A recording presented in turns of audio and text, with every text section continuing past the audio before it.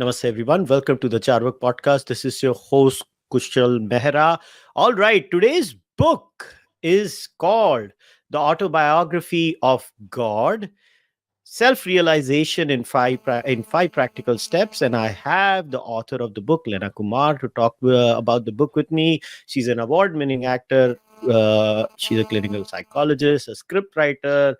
She's a renowned entrepreneur. She's had a long career in Indian cinema, and today we are going to talk about the book with her. So, Lena, thanks for coming on the podcast. And how are you doing? Thanks for having me on the podcast, Kushal, and I'm so happy to be here. I'm doing really well and really So, thrilled to be here. now we'll get to the title, but I want to start this. As you were telling me offline that you're not per se an author. So you have company here with me because my first book is also about to or is coming out and has come out, kind of a situation. But like how so it's one thing being in front of a camera, in front of a screen, where you are, an expert. You read the script, you say things, or sometimes you improvise. So how was that journey for you, say, coming from the screen, where you are so used to being famous, to being an author? How was that journey? Um, Actually, it's all just been happening. It's not. I don't see it as much as a doing as a happening. And if you had asked me before 2020 whether I would write a book, I would have been like, "What? Like, what makes you ask me such a question?" Would be the answer. And post 2020, just like if I was asked before I was 16 years old, "Do you see yourself being an actress?" I would have been like, "No." And now, 25 years later, I'm one of the senior actresses from the Malayalam industry, and it still baffles me. And the same way, being an author now baffles me, and being a Penguin published author baffles me even more.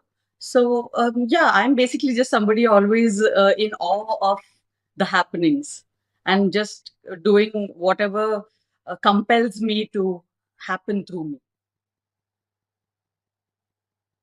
Now, this name, I know you even start the book, you quite clearly categorically state that, okay, this is kind of a tongue-in-cheek name, but like, why did you think of this? Like, why the autobiography of God? Like, I can make a safe guess after reading your book, because of the direction you've taken in the book, why you say this is the autobiography of God. But why? I wanted to hear it from you. Okay, so that's a bit of a story. So I luckily got locked down inside an Ayurvedic resort during the first lockdown in 2020. And I'm saying I happened to because I went there thinking I'll do a 10-day or 14-day rejuvenation thing. And I actually got locked down there for 4 months, during which I did a very deep Panchakarma cleansing. And actually, they say that Panchakarma needs to be done over a 3-month period. And so I just got to do that. And after that, there's a rejuvenation phase during which they asked me, "Would you like to try the authentic rejuvenation phase?" And I said, "Okay, what's that like?" They said, "It's 21 days of solitude, sitting in a hut, and no stimuli for all your five senses. And you will be given the same kind of food every day for the 21 days. It's the same milk porridge like thing in the morning and afternoon. And the evening, you have a medicinal um, rice gruel kind of a thing." And I said, "Okay, let's do that." And so there was no phone, there's no books, there's no music, there's no people to talk to. There's basically nothing, and all your senses are given nothing at all. And when I sat there, the first day was just that excitement of, okay, let's see what's going to be like. And the second day, there was just this explosion of uh, I can't call them thoughts as much as downloads. It's like something was downloading into my brain because it had nothing to do and it has nothing to spend its energy out on. And I'm basically a loner. I've lived alone. I've lived alone for a long time during that. So I'm not lonely and I'm very happy alone. Um, and then first this title came to mind. So it says the autobiography of God. That's it. That's the thought. And I'm like, what? Okay, whatever. And I'm sitting there, and then a big picture of this big W with what, who, when, where, why, and one big question mark. I'm like, okay. And I'm like, what, who, when, where, why am I? And a question mark. So literally the book downloaded into my brain, and then I didn't have paper or pen or phone or anything with me to take this down. So it literally had to get burnt into my brain. So over the 21 days, literally not just the book, a whole lot of other things like scripts and some very esoteric experiences which I have not put down in the book, which might be part of the second book that I'm supposed to come out with. All the esoteric experiences may come up there, but that's how this book happened. So it literally came to me from the title to the 5 practical steps approach to the chapters and the way they came out. And it so the way you asked me, why is it again 1, 2, 3 and then again 1, 2, 3? Because they're totally separate sections in themselves. Like, what am I is not at all who am I, because one of the chapters is called What I Am Is Not Who I Am. So I wanted to keep that distinction, that it's not a continuum and it's not a flow from this into that. They are very separate uh, aspects and dimensions of exploration. So I wanted to keep it that separate. And I guess the Penguin, our editors loved it the way it is. So they kept it that way. Yeah, because usually, see what happens with books is, right, you might have different sections, but the chapter goes Yeah. in a sequence, like Yeah.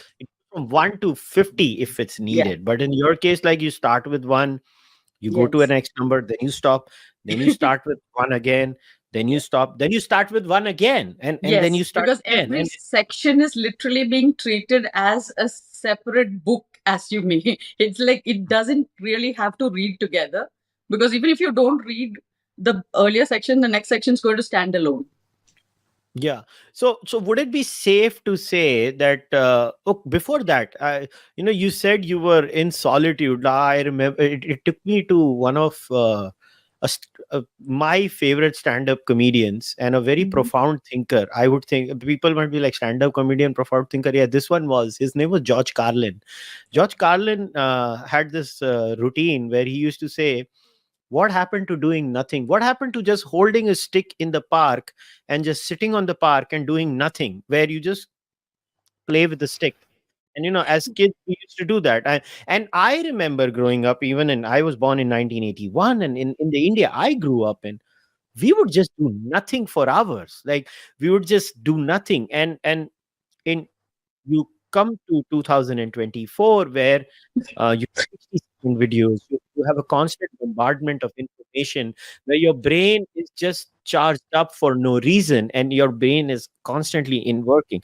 So how was that from a experiential perspective for you, where you just went from and in a country like India, where there are honking all the time? If we are in urban centers, there's honking all the time. There are different kinds of noises. Like, I mean, just a small thing, like when you and I are recording this, the first thing that I had to worry about is a background noise, because there is so much happening in the background in India. So how was that experience for you as a person, when you just went from so much dopamine or other chemicals being activated in your brain through just utter silence? So one, we both share the same birth year. I'm also 1981. Oh, And so nice. we pretty much know the same kind of cultural shifts that we've gone through. And for me, actually doing nothing is a full-time job. If I can avoid doing anything, I would. I would just sit doing nothing.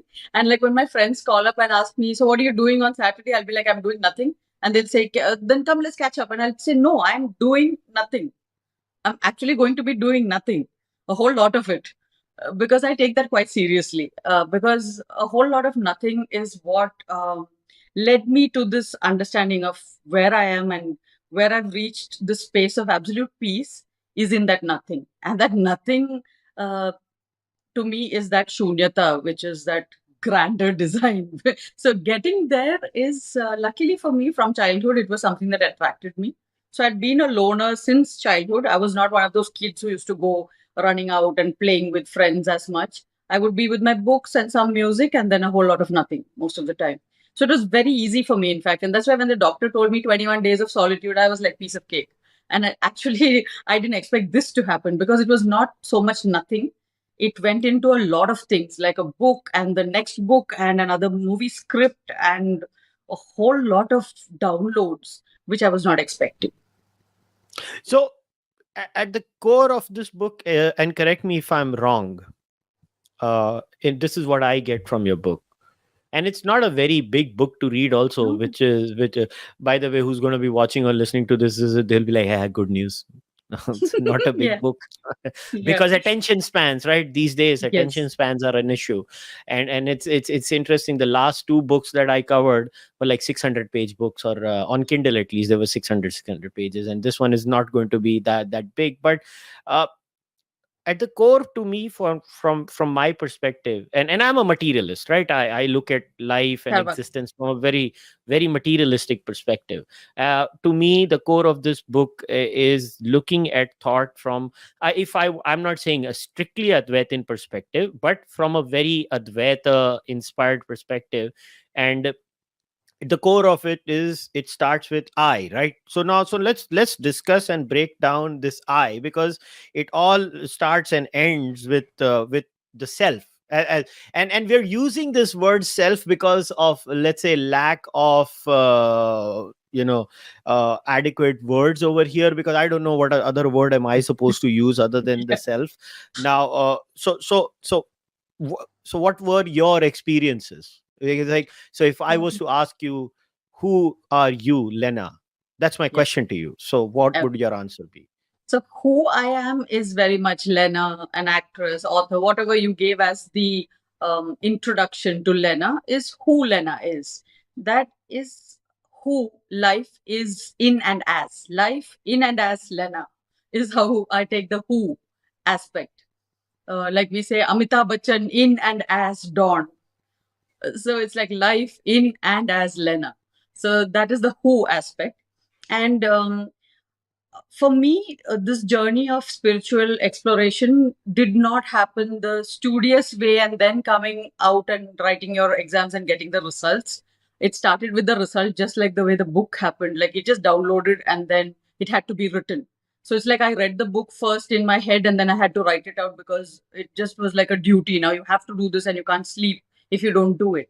So the same way, this realization just happened to me over a very casual experience of a youngster. And though I pushed it with the questions that I asked, saying, what is God? Because I grew up in a mixed background. So I come from a mixed cultural and religious background. My dad is Hindu, my mom's Catholic, my sister is Islam, Muslim, my auntie is Sikh. And so there was no this proper structure for God in my head. So I was asking a genuine question like, what is God and what's happening here and how is all this happening? How does all of this work? It was just a question, and the answer popped up. And I didn't know any Advaita, I did not know any philosophy, I had not been brought up in a spiritual background. And so the words of the book are later kind of, like you said, we have to find words that make bridges with other human beings so that you can convey. And those bridges are those words. And now, actually, my husband and I have these big conversations on all these things. And he's the one who told me we need to set the context straight so that everyone talking is on the same page, because words can mean many things to many people. Or the same word can mean different things. So, like if we use the word mind, what I mean by mind may not be what you mean by mind. And we may go off on totally different tangents and reach nowhere having that discussion. So, uh, I think I've wavered way away from your question, but somewhere around the way, I think I did answer it also. Now, when it comes to the question of consciousness, right, there are many different answers to what consciousness is. And full disclosure, my biggest pet peeve these days in a lot of mainstream discussions on consciousness are how confident people sound when they talk about, because as far as I'm concerned, we have not even explored 1% of our brain. And the true answer, if somebody wanted to say, as far as consciousness studies are concerned, is that nobody knows. To be like, nobody knows. Everybody is like, whether it's David Chalmers' naturalistic dualism, or somebody like Daniel Dennett, who's more materialistic away from David Chalmers, whether it's pantheism, which a lot of Westerners nowadays, I think Western pantheism, or the latest version of panpsychism, sorry, not pantheism, panpsychism, which is the latest fad in the Western world. And it's very interesting. It's like it is inspired a lot from Eastern neurological models, panpsychism. And my biggest pet peeve is, bhai bol dena jidhar se liya hai, matlab at least acknowledge the source. No, they refuse to acknowledge the source, and it's my biggest pet peeve. But at Mm, the core of all of it, whether it's Chalmers, or whether it's a lot of claims that we also make in the East, like, my whole thing is like, how do we sound so confident when it comes to mm, consciousness as a concept? Because mm, like, if somebody to ask me, and why am I doing this, because your book actually discusses a lot of these things, like consciousness, like, who am I? Like, if somebody asks me, like, who am I genuinely would be like, I am a cluster of cells, is my guess, is my mm, guess. I would mm, be like, I'm a cluster of cells, because all I know is, as I speak to you right now, these mm, thoughts appear somewhere, mm, most likely in my brain. mm, Do they originate in my brain? I am not confident about that, and I will not be like an Advaitin, be like, no, they originate in the larger Brahman, in the consciousness, and we are just tapping into everything is Brahman, right? Something of that sort, a version of that, they would say, like. But how do we navigate this? Because this discourse is so, because you also take a mental health angle in this, right? You yes, talk about your own experiences, and you're very clear. You don't tell anyone that just because X has worked for me, X will work for you. And I like that, because it needs some level of honesty and humility to tell people this: listen, boss, this has worked for me, yeah, it may not work for you. But the process is, maybe we can start over here. Like, how do we deal with this idea of consciousness, and how did you deal with your own life, and what led you to come up with, and then we can talk about the steps itself. sure. So, what happened is, like I told you, I was a confused kid with no idea how is all of this happening, how is it working, and everybody usually gives the answer that everything was created by God, and that's how it is, and God runs the show. So I was like, okay, I'd like to know who God is then. Like, what is God, or who is God, or whatever. I just wanted that confusion and that existential angst inside me to end. It was just getting too overwhelming to not know anything really. Like, you don't know anything and you're still here. So I started from the very basics. Like, okay, the same way Descartes or anyone says, like, okay, my body, my mind. So who's saying my body and my mind? This was the first question. So I'm like, I am. Okay, then what is the I, right? So, and you're always stuck at that I. Like you said, I am saying this is originating in my brain. So who is saying that? Like, what is that thing? So I just need to know that thing, even if I can't put a word for it, or I just want to know that thing, that I. What is I? So this became such a burning need that it overwhelms you and does not allow you to focus on anything else. And then, like I told you, this whole like I start the book with that experience, so I cannot discount the psilocybin influence in that search, because now research is being going on and they're finding that these psilocybins are actually going to turn into our greatest medications for mental health, and in that direction, because they are capable of shutting down our noisy brain, which is the rational side, which has hijacked everything. Like you said, we are not able to do nothing because there is an overdose of thinking. There is this overthinking pandemic happening, which is not allowing us to just be. And when we just be, we immediately know that I, not that we'll be able to tell it to anyone, not that I can share my experience of what I is, but I can give you the steps, the practical steps that I used, which I found that no spiritual books were giving you any practical tools that you could work with that made sense. One, it has to make sense to the rational brain so that it is the gatekeeper. It should let this information in, where the esoteric, the illogical, the irrational can then maybe play with the idea. But if you don't make rational sense right at the beginning, in today's day and time, the rational brain is so worked a muscle, for lack of an example. It's like so overworked a muscle that it will not let anything else in.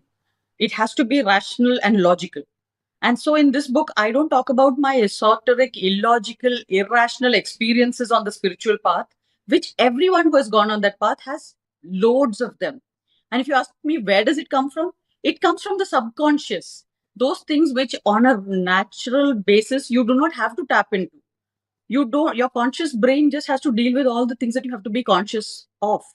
The spiritual journey is a journey into Pandora's box. It's literally just opening the box and saying, I'm getting right into it. And I'm going to see where this rabbit hole ends. And at the end of it, almost everyone reaches the same place of like where we were talking about nothing, where there's really nothing, and doing a lot of nothing already gets you there. Now, everything else is just words, trying to let other people, like giving them the tools. These tools worked for me. I reached the space where that existential angst ended.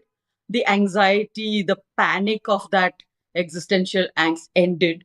And there is no question of depression whatsoever. You cannot be depressed after you know what I know. And life is so smooth because you have no worry at all. The greatest worry of all for all human beings is the fear of death. And that's the first thing that disappears with this information. So now there's no question of fear. And once you remove fear, it's very easy to be relaxed and to be love. I wouldn't say in love, to be love, to be joy, to be peace. You be those things. It's not that you're trying to have those experiences. You are being those words, whatever those words symbolize. So that is the approach. And this book is written from that angle. So I'm just giving all the tools that I used with myself in my contemplation. And maybe it works, it helps someone on their path. So let me throw you an example. All right, Mhm. I have a job, for example, hypothetical. I'm just a lady or a man or whatever. I have a regular job.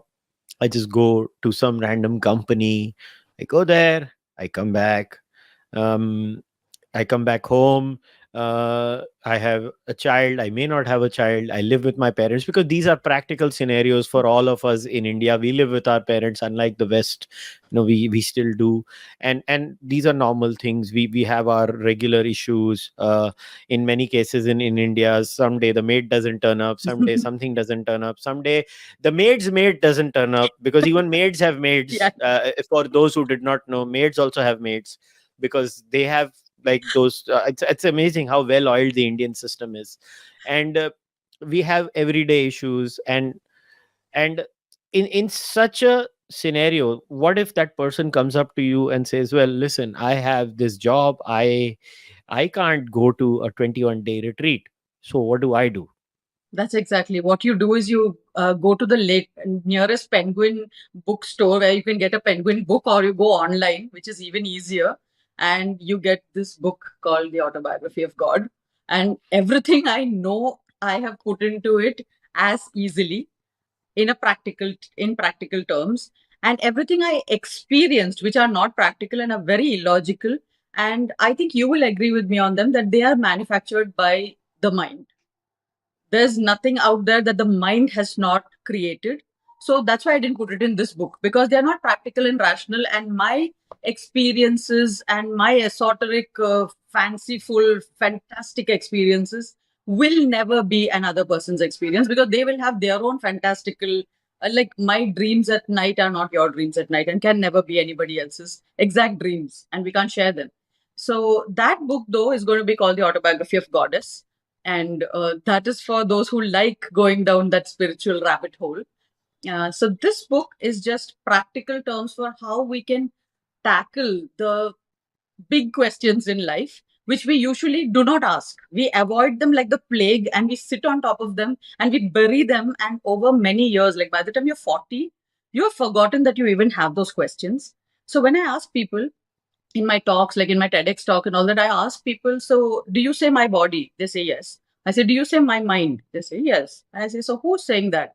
And they just have that blank expression on their face, like they saw a ghost. And then there is this me.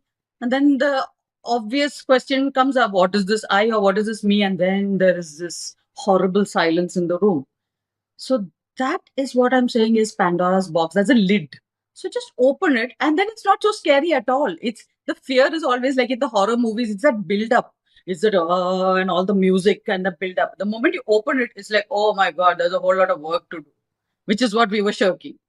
We were trying not to do the uncomfortable work of going and finishing all the pending business and winding up loose ends and doing our healing journey, making up for all our mistakes, owning up our shortcomings, and all those little things, those practical little steps where you would rather not be here now. And in the book, I write about it. Being here now is being in your body. Your body can never be anywhere other than here now. Whereas you in your virtual reality can be anywhere. Like now I'm supposed to be wherever you are, or we are wherever the viewer is. And so time space is all gone haywire. But my body is always going to be here now. And that is where people don't want to be. We want to escape into virtual realities and we want to escape into fantasy land. And a lot of people call spirituality that. It is their esoteric spiritual escapes. So that's what's happening. People are looking at spirituality today as an escape route, and everyone has different kinds of meditation. These days they talk about this kind of meditation and that music guided meditation and that dance meditation and some other meditation. But meditation is not a technique. There are meditation techniques where you get to that place of nothing, doing nothing, that we were talking about is meditation. And to get to that place, you should have actually finished all your work. Because what happens when you sit to meditate, you think, oh, I have to give the clothes for ironing. Why is that? Because you didn't do that. It's pending. And then you think, oh, I have to make dinner. Yes, you have to. So it should not be an escape from all that. So it takes a lot of realigning and creating a new comfort zone. I never say step out of your comfort zone. That's the stupidest thing to tell somebody. Why will they want to be uncomfortable? We want to be comfortable. I'm just saying expand your comfort zone. Keep expanding it so that you can be anywhere, anytime, and you will be comfortable. You'll be in the middle of any crowd and you will be comfortable because you're not thinking, oh my God, I hope nobody knows that I don't know who I am and I don't know what I am. So I just hope nobody realizes that. And this is the way everyone is walking around.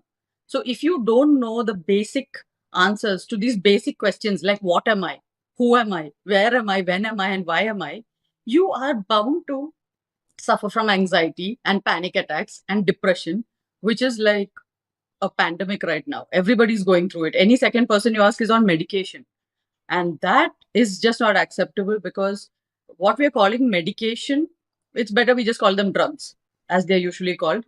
Those drugs. They are brain destroying and they destroy all your organ systems. And I'm not going to be apologetic about saying this because I've been a victim of that system. Now, so let's talk about it because you do mention it in the book also. So how did it bother you at a personal level? And I want to repeat it once again. It's this. She very categorically in the book states that I'm not prescribing it for the world. No. I'm just sharing my own experience. So what exactly happened there? So what happens? What happened is that most people who are on a spiritual journey, they reach a point where they are not able to express themselves in words because you're going to reach a point where words are not going to be enough. And the moment you reach that place, you start to sound not rational and not logical till you bring common terms that people use or things that people have heard before. And then they tell you now you're not being original. But anyway, they don't understand you. And when people don't understand you, the easiest label to put on you is insane. And to support that thing, that misunderstanding, I didn't understand something, require to say I didn't understand something requires you to be humble. But if you're an egoistic person, what are you going to say? You're going to say, there's something wrong with you, man. Why are you talking such bullshit? You're not saying I didn't understand it. You're saying the person said something is talking bullshit because you didn't understand it. And this is what usually leads people to be dragged to a psychiatrist's office, because those around them did not understand what they were saying. So you have four people against one saying, we don't understand what this person is saying. And immediately it makes that minority wrong, and very wrong. And we have hundreds and hundreds of ways in which you can be wrong. You can say something and immediately, oh, that's megalomania. You can say something else and it can be like, oh, that's grandiose thinking. Oh, and this is delusions. This is a delusion and that's a hallucination. And you can label everything all over the place. The moment you say, oh, that's depression. Oh, you have anxiety. Ah, that's a panic attack. And for everything, we have an immediate over-the-counter solution for it. Now the problem arises where those symptoms, those supposedly um, the only thing that is making sense between the people who are understanding and not understanding what is being said is the symptom. Now that everyone can see. Oh, you're having problems sleeping. You're not eating as well. You seem off. You're not as productive as you usually are, where you get up, like you said, and go to work and do your work and come back home and look after your wife and your child. And so it's just that you stop being that rat on the wheel. And the moment you stop being the rat on the wheel, you have medicines which can get you back to being the rat on the wheel. And they will give it to you without any delay. That will be given to you immediately. And the problem is, the moment you start taking it, now you have to take it, because every time you get off that medication, you're going to show withdrawal symptoms, which are going to be very severe and which is going to make you look even worse than you were looking before you started. And now this is a vicious cycle. And you ask anyone, and I'm seeing that almost 2 out of 3 people I meet is on some kind of medication. They're either on sleeping pills or anti-anxiety tablets or antidepressants. There's not a single person I've met recently who has not had antidepressants at least at some point in their life. And this is not something that we can encourage, because this is going to get worse with time, like you said, because our attention spans are worsening. We are doing less and less of nothing and doing too much of thinking and less work, actually. And the brain, only one side of it, like the side of rational and logical thinking alone, is on overdrive. So everyone's going to go through this pandemic of not knowing what we are.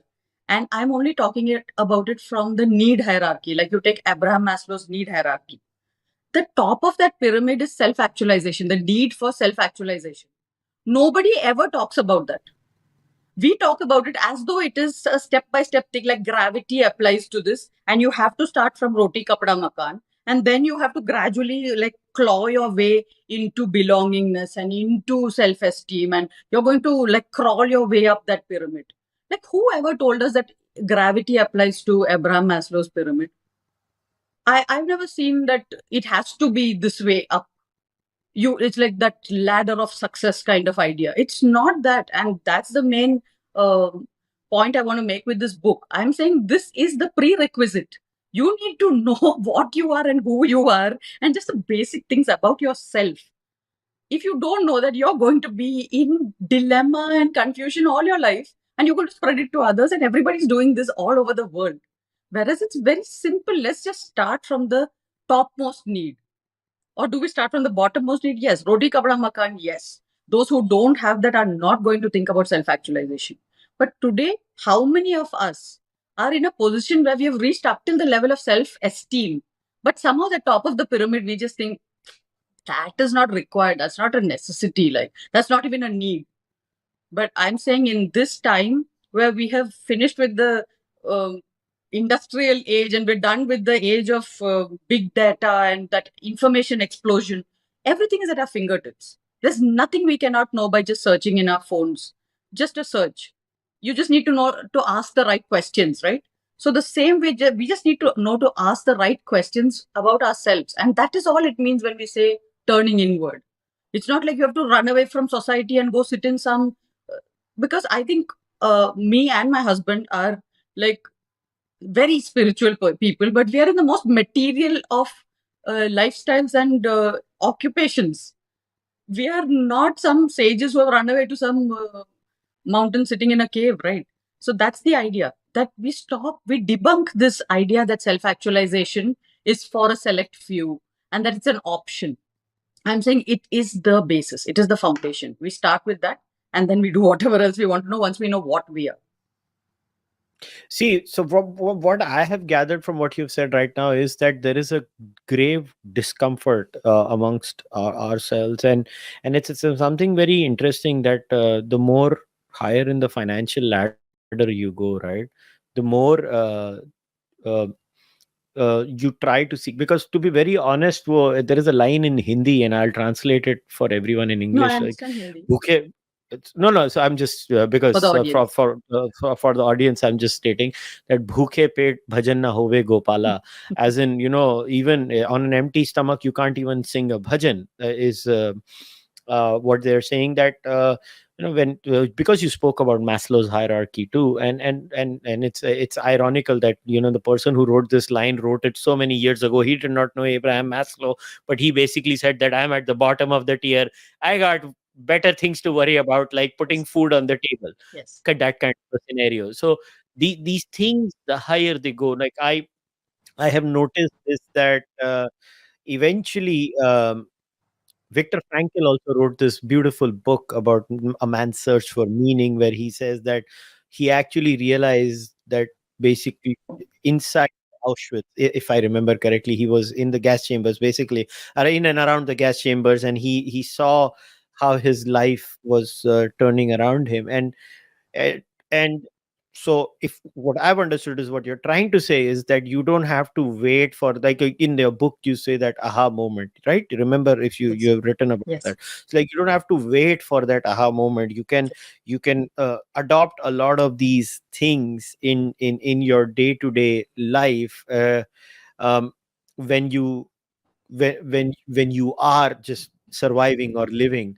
Now the problem, like, I honestly, I can understand where you're coming from, even though I don't look at it from your perspective. I look at it from a materialistic perspective. It's like, for me, these things are very normal, is because I've come to terms with, like, I'll share my own personal experience.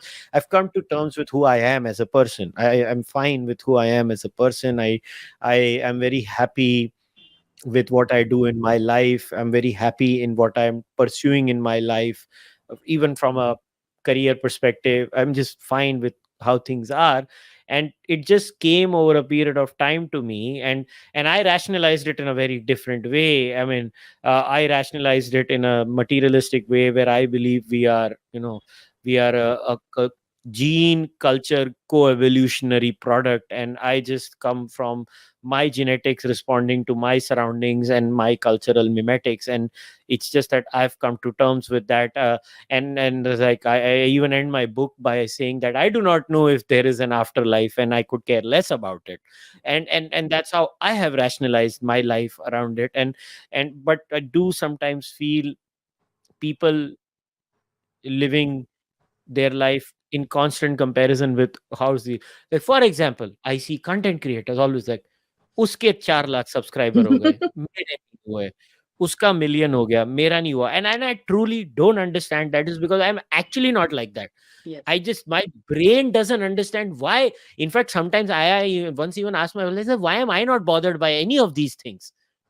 Like, I don't care how many people watch me or like me or care for me. I truly enjoy the process. And then somebody will be like, where did you learn from, Charvak? I was like, Shri Krishna, because he said, karmane vadikaraste ma phaleshu kadachana. And they're like, but tu to Charvak hai. I was like, allowed nahi hai kya Krishna se seekhna? Krishna never said Charvaks can't learn from him. Exactly. Krishna didn't stop. And so who the hell are you to stop me? But how do people, like, a lot of people say things, Lena. Yes. What I'm trying to say is, in Hindi we say kathni or karni, right? Yes. What we speak and what we Yes. do. So maybe the last bit I want to focus on is more a solution based. Like, Yes. there is a lot of hypocrisy. A lot of times I see people saying a lot of things without taking names of multiple authors that I have read in my life, who talk about all hoity-toity things, but they are so full of shit. Yes. Yes. So And how that's why how I do wrote we this book. manage? Yeah, so how do we? Because you talk about it. Listen, you're gonna be full of shit at times.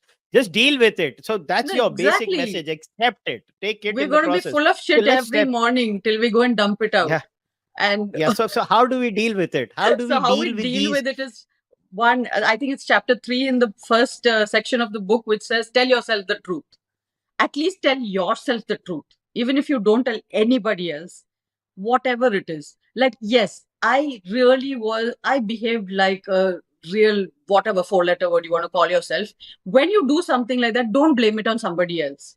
You have to own up your own end of everything. Like, the moment everybody doesn't want to turn out looking all rosy and, oh, I'm this perfect person and everything else in the world is wrong. The moment that approach changes, that's the beginning of truth. And to me, that itself is more than enough. Doing even that much is a huge step. So, how I differentiate this whole spiritual journey and talk it from the Abraham Maslow pyramid uh, point of view is the need is for self actualization. But what we can do through our books and talks and everything is reach anyone up to self realization. You can read this book, and at the end of the book, there is a QR code which asks you to print out the certificate. And please, like, just sign the certificate for yourself if you have realized the points in this book. It's called self realization. You just realized what self is. Like you said, you came upon your own realization of the self, which you're very comfortable with. And that's another thing that I've written right in the introduction. I said, if you can ask these questions: what, who, when, where, why am I? And you can answer them to your own satisfaction, then this book is not for you.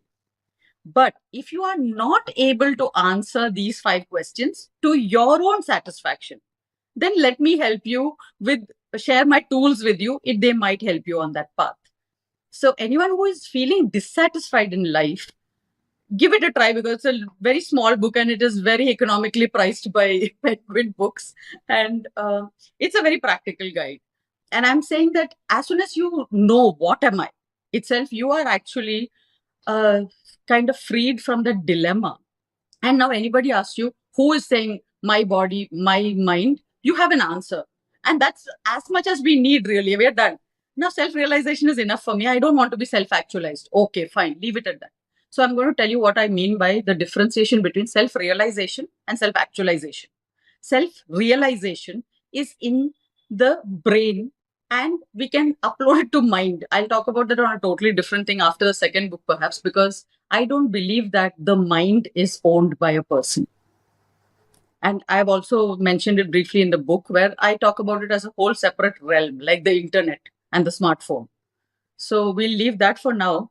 But what I'm saying is, realization happens in the brain and the mind, but actualization happens in the body and the behavior and the moment to moment living it out. Are you walking the talk is the question. You can talk the talk if you have realized, but can you walk the talk is self actualization. And I'm somebody who is every day, every second of my life trying more and more to actualize, to walk the talk. I can talk the talk because I've been talking it in my head itself for the last 20 years, trying to contemplate and reach this finality so that I'm not confused anymore. Like you said, you reached your own lack of confusion in your own way. And that's more than enough. You're realized about yourself. I know who I am and I'm comfortable with it. But are you being a hypocrite, or are you actually living out that realization day in, day out? And that is self actualization. Do you say something and act totally opposite?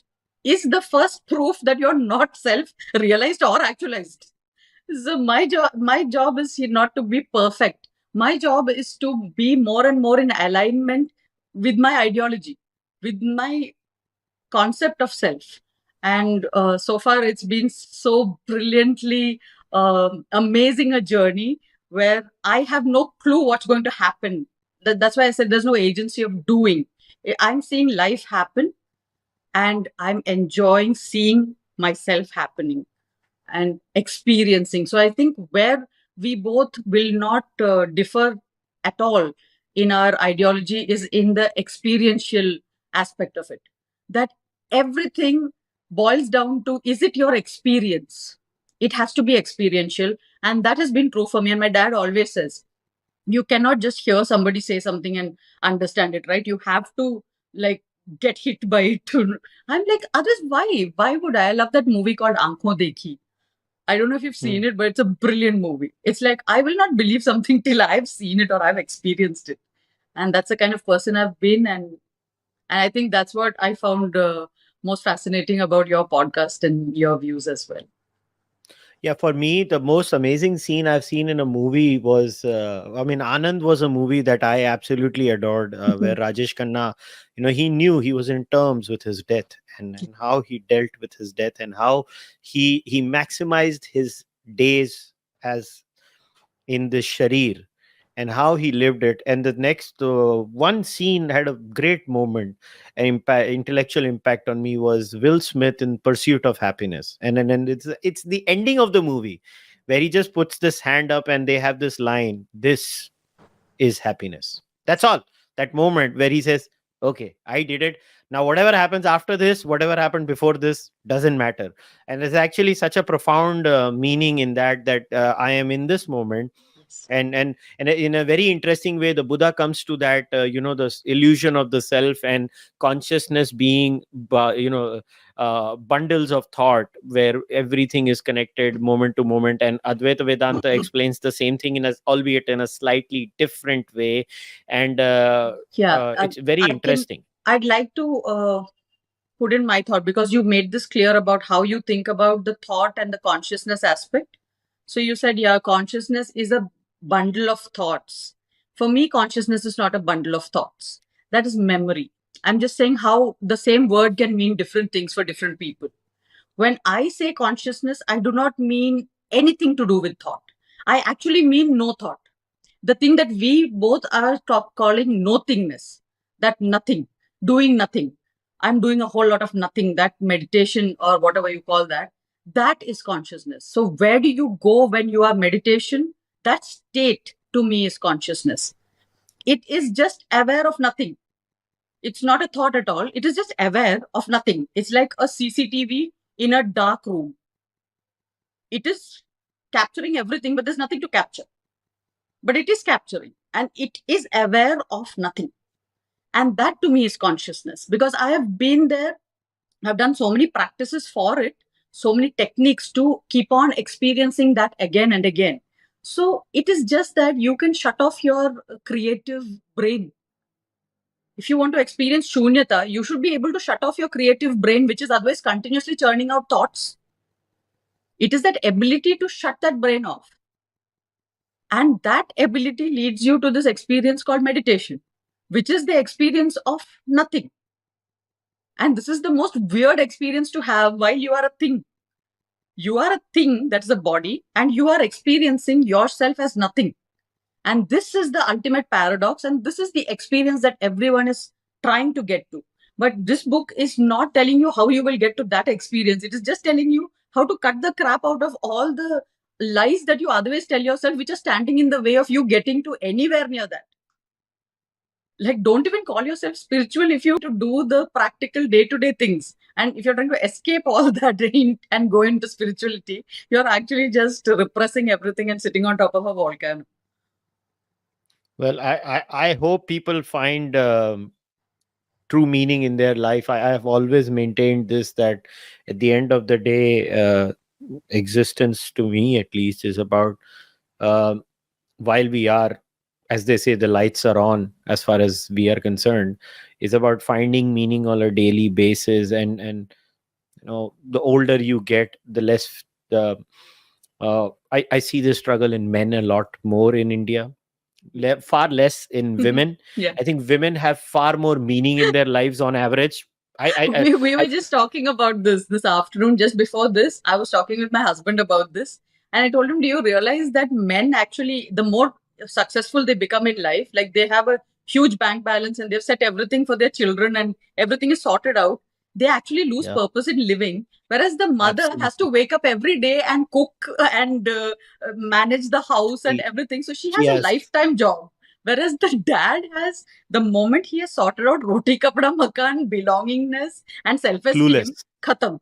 There's no need to exist if you don't have uh, spirituality. the amount of men, Lena, in my own extended family that I see having no meaning, and they struggle for meaning. The amount of times I've said this to my childhood friend, my best friend, who I meet all the time, I always tell him, my biggest concern for you is you are a workaholic.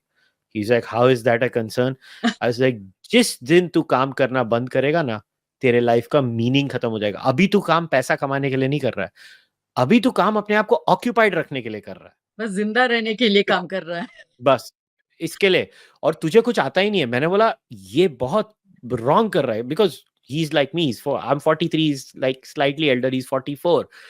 But I constantly tell him, I was like, you have to start investing in your 55 and above mental health at the age of 30, and you have to plan.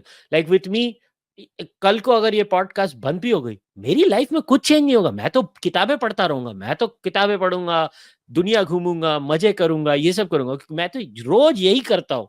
I don't read books because oh I have to do a podcast. I just love reading books. I happen to have a podcast. That's Yes. that's my life. And what I have realized, a lot of people struggle for that. And it's good that you wrote this book, at least, because what I thought was, यार मेरे को ये answer मिल गया, हर किसी को क्यों नहीं मिलता? Apparently हर किसी को नहीं मिलता, उनको बुक पढ़नी पड़ती. Yeah. And I hope you will share I think in your book you share how you reached the same space of like peace and happiness within yourself. And I'm For sure me, that my is book going is to. my journey as a Hindu, and how I was very a violent militant atheist, and how today I still have pretty much all those disbeliefs in me without the anger towards religion. In fact, I have kind of accepted religion.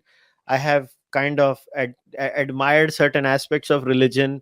And I have, like, there is a chapter in the book where I say it's good, bad, but necessary religion, conceptual level. I've just come to terms with it. I think everybody comes to terms with it eventually. And